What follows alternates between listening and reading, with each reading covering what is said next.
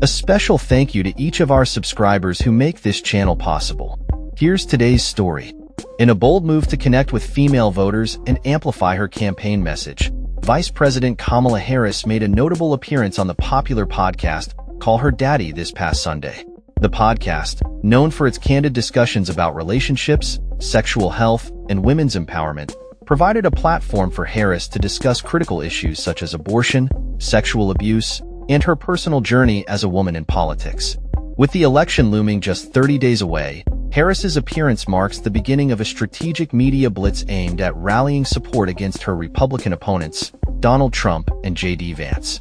During the 40-minute interview, which was taped last week, Harris emphasized the resilience required for women pursuing public office, crediting her mother for instilling in her a sense of toughness and determination. "I don't hear no. I urge all the daddy gang. Don't hear no, just don't hear it," she declared, encouraging listeners to rise above negativity and not let others define their worth. Harris's message resonated with the podcast's audience, who are primarily women seeking empowerment and relatable discussions. The vice president's focus on reproductive rights was particularly poignant, as she recounted conversations with individuals who previously opposed abortion but have since recognized the consequences of the Supreme Court's decision to overturn Roe v. Wade. They are now seeing what's happening and saying, I didn't intend for all this to happen, she reflected, highlighting the shifting perspectives surrounding reproductive health. In her characteristic style, Harris did not shy away from critiquing her opponents. She labeled Trump as full of lies regarding his statements on abortion and called out Vance's derogatory comments about women, referring to them as mean and mean-spirited. This direct approach aims to contrast her campaign's values with those of the GOP, reinforcing the narrative that Democrats prioritize women's rights and health. The media blitz does not end with the podcast appearance. Harris is set to appear on CBS's 60 Minutes on Monday night, followed by appearances on Howard Stern's show, ABC's The View, and The Late Show with Stephen Colbert. Her running mate, Minnesota Governor Tim Walz, is also stepping into the spotlight, appearing on Jimmy Kimmel's show to further engage voters.